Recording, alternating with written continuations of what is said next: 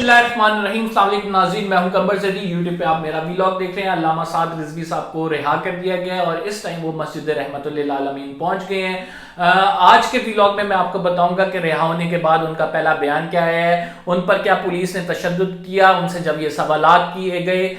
तो उन्होंने क्या जवाबात दिए और इसके साथ उनसे पूछा गया कि आइंदा की स्ट्रेटेजी टीएलपी की क्या होगी। साद रिजवी साहब ने क्या कहा, वो भी इंफॉर्मेशन हमारे पास मौजूद है और इस व्लॉग में हम आपको साथ शेयर करेंगे। फ्रेंच एम्बेसडर के लिए उनका पैगाम साद रिजवी साहब का, और ये पहला पैगाम है रिहाई के बाद। वो पैगाम क्या है वो भी आपको बताऊंगा और इसके साथ उनके साथ हिरासत में क्या कुछ होता रहा है, क्या एक्टिविटीज वो करते रहे हैं, पंजाब हुकूमत किस तरह से तशद्दुद करती रही है, ये तमाम बातें इस व्लॉग में मैं आपके साथ शेयर करने वाला हूं। अगर आपने मेरा चैनल सब्सक्राइब नहीं किया तो इसे सब्सक्राइब जरूर कर लें ताकि आप तक टाइमली इंफॉर्मेशन पहुंचती जाए। सबसे पहले मैं आपको बता दूं कि साद रिजवी साहब को आज शाम 6 बजे के करीब रिहा किया गया और उसके बाद उन्होंने मस्जिद रहमतुल लिल आलमीन का रुख किया। कारकुनान ने उनका इस्तकबाल किया। इस्तकबाल करने के बाद मजलिस शूरा का एक इजलास था जिससे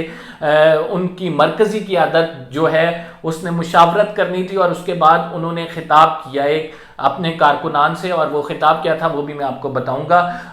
जो 4-5 मेन बातें हैं मैं वो आपको बता दूं कि पंजाब हुकूमत अपने मुआहदे को पूरा कर चुकी है जो तहरीक लब्बैक के साथ किया था। 3-4 मेन शर्तें थी कि साद रिजवी साहब को छोड़ा जाए, इनके कारकुनान को 4th शेड्यूल से निकाला जाए, इनकी पार्टी से कल अदम का जो टैग है वो हटाया जाए, बहाल किया जाए, और इसके साथ साथ इनके बैंक अकाउंट हैं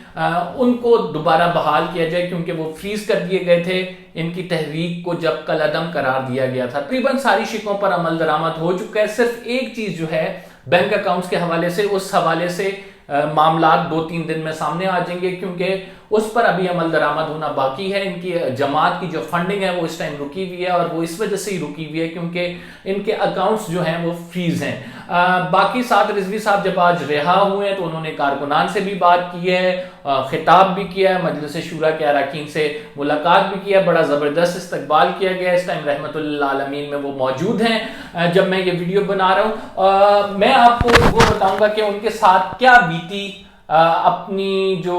उन्होंने कैद काटी है, क्यों कैद काटी हुई थी, क्या उन पर प्रेशर डाला गया, क्या कुछ हुआ, वो तमाम बातें उन्होंने कर चुके हैं और वो इंफॉर्मेशन हमारे पास आ चुकी है। हम आपके साथ ये शेयर करेंगे, लेकिन इससे पहले मैं आपसे ये जरूर कहूंगा कि राजा बशारत साहब जो हैं वजीरे जो कानून है पंजाब के, उन्होंने ये एक स्टेटमेंट दिया और उन्होंने अपनी स्टेटमेंट में ये कैटेगोरिकली कहा है कि पंजाब हुकूमत अपने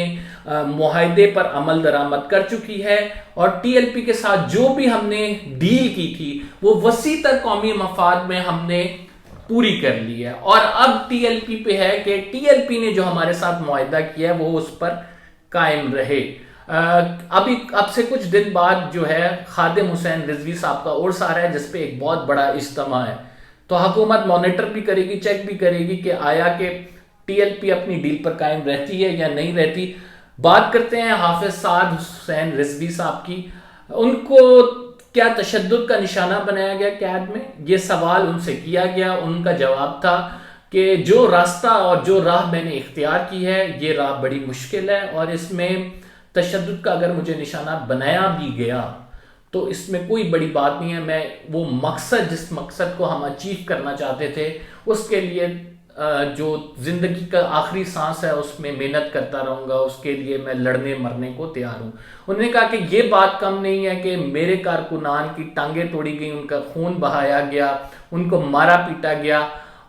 तो मेरे लिए तो यही बहुत बड़ा सदमा है कि मेरे कारकुनान के साथ ये हुआ, उनको कैद किया गया। मेरे साथ जो बीती है वो अलबत्ता छोड़ें, जो माजी था वो गुजर गया, अब हमने मुस्तकबिल की तरफ देखना है। ये तक पूछा गया क्या आपको, क्योंकि इतलात थी कि इनको इतना मारा गया कि इनके गुर्दों से खून निकला है, तो इस पर साद रिजवी साहब ने कहा कि मैं देखें आपको बता चुका हूं जो रास्ता हमने इख्तियार किया है ये आसान नहीं है, मुश्किल है। नामूसे सालत के लिए हम ता दमे मर्ग काम करते रहेंगे और इस रास्ते में पहले भी मुश्किलात आई,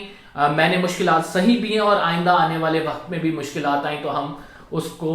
फेस करने के लिए मुकम्मल तौर पर तैयार हैं। फिर उनसे कहा गया, पूछा गया कि क्या कोई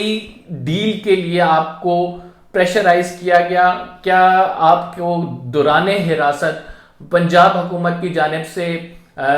خصوصاً جو ٹیکٹکس یوز کی جاتی ہیں کہ کسی بھی طرح وہ پرسویٹ کرتے ہیں آپ کو کہ آپ مان لیں، حکومت کی بات مان لیں، وہ کیا گیا۔ تو جس پر سعد رضوی صاحب نے کہا بالکل پنجاب حکومت اور جو سیکیورٹی فورسز کے ادارے ہیں ان کا بات کرنے کا ایک اپنا طریقہ کار تھا، اور وہ یہ چاہ رہے تھے کہ میں اس سے دستبردار ہو جاؤں، لیکن ہمارا بات کرنے کا اپنا طریقہ کار تھا، اور مجلس شورا کے اراکین مجھے ریپرزینٹ کرتے تھے، مجھ سے جو بات کرتے تھے تو میں نے انہیں اسٹریٹ اوے بات کہہ دی تھی کہ ناموس رسالت پہ کوئی سمجھوتا نہیں ہوگا، اور ہم جو ہیں اسی مقصد کے لیے جد و جہد کر رہے ہیں۔ پھر ان سے پوچھا گیا کہ حکومت نے آپ کے کارکنان کو مارا، یہ تمام جو معاملہ ہوا اس میں آپ کی کیا رائے ہے؟ جس پر سعد رضوی صاحب نے کہا کہ دیکھیں حکومت سب سے بڑی غلطی یہ کر رہی ہے کہ حکومت سمجھتی ہے کہ ہماری پولیٹیکل اینٹیٹی نہیں ہے، ہم جو ہے پنجاب میں ہم نے ووٹ لیے ہیں، ہم سیاسی جماعت ہیں، اب ہمارا ایک مشن ہے، پنجاب حکومت اسے ماننے کو تیار نہیں ہوتی۔ پنجاب حکومت یہ کہتی ہے کچھ کارکنان ہیں جن کو مار پیٹ کر ہم سائڈ پہ کر دیں گے اور اس کے بعد اپنا ہمارا کام چلتا رہے گا، لیکن ایسا نہیں ہے۔ تحریک لبیک ایک حقیقت ہے جس کو آپ کو تسلیم کرنا پڑے گا، چاہے آپ مانیں یا نہ مانیں، لیکن ہم پاور رکھتے ہیں، ہم اسٹریٹ پاور رکھتے ہیں، ہمارا مقصد ہے، ہمارا مشن ہے، موٹو ہے، تو ہم نے اس کو ساتھ لے کے چلنا ہے۔ پھر ان سے جی سوالات کیے گئے کہ اب آئندہ کا آپ کا لائے عمل کیا ہوگا، کس طرح سے آپ دیکھ رہے ہیں کہ آئندہ آنے والے دنوں میں ٹی ایل پی کا کیا رول ہوگا۔ تو انہوں نے 3 باتیں بڑی کھل کے کی۔ انہوں نے کہا پہلا تو منشور ہمارا پہلا جو مقصد ہے وہ ناموس رسالت کے لیے، دنیا میں کہیں پہ بھی ناموس رسالت کا مسئلہ ہوا ہم اس کو اجاگر کریں گے۔ دوسری بات انہوں نے کی کہ ہم جو لوگ غربت کی چکی میں پس رہے ہیں، جو گھی، چینی، آٹا، دالیں مہنگائی سے تنگ آئے ہوئے ہیں، ہم ان کے مسیحا ہوں گے، مظلوم کی آواز بنیں گے۔ تیسری بات انہوں نے کی کہ ہم قومی دھارے میں شامل ہو کے اپنا کردار ادا کریں گے، اور جو ہم سے ممکن ہو سکا اسلام اور شریعت کے مطابق کام کریں گے، اور ہماری کوشش ہے کہ ہم یہ تمام کام شریعت کے دائرہ کار میں رہتے ہوئے جو ہے سر انجام دیں۔ اس کے بعد سعد رضوی صاحب سے یہ پوچھا گیا کہ فرانسیسی سفیر کا جو معاملہ ہے، فرانسیسی ایمبیسڈر کو کیا آپ معاف کریں گے؟ جس پر سعد رضوی صاحب نے کہا کہ میں کوئی نہیں ہوتا معافی دینے والا، اور نہ مجھ سے مانگی جانی چاہیے۔ فرانسیسی سفیر کا معاملہ جو ہے اس نے تمام مسلمانوں کے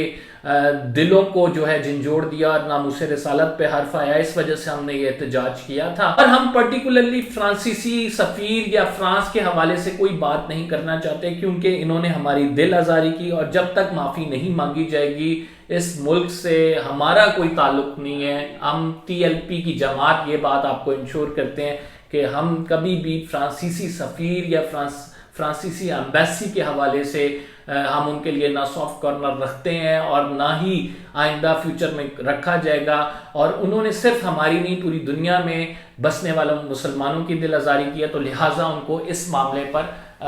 پوری مسلمان جو امت ہے اس سے معافی ضرور مانگنی چاہیے۔ تو یہ باتیں سعد رضوی صاحب نے نکلتے ساتھ ہی کی، اور ان کا یہ باقاعدہ طور پر جو حراست کے بعد پہلا بیان تھا، اور اس بیان میں کارکنان سے بھی انہوں نے خطاب کیا، اور مجلس شورا کے جو اراکین تھے ان کو بھی کہا اب باقاعدہ طور پر ٹی ایل پی جو ہے وہ سیاست میں حصہ لے گی، اپنے کینڈیڈیٹس کھڑے کرے گی، قومی دھارے میں شامل ہوگی، اور دیکھتے ہیں کہ قومی دھارے میں شامل ہو کے ٹی ایل پی جو ہے اپنا کیا رول ادا کرتی ہے۔ یہ تمام اپڈیٹس ہمارے پاس موجود تھی، ہم نے سوچا آپ کو ضرور آگاہ کیا جائے۔ انشاءاللہ نیکسٹ ولاگ میں آپ سے ملاقات ہوگی۔ فی الحال قمر زیدی کو اجازت دیجیے، اللہ حافظ۔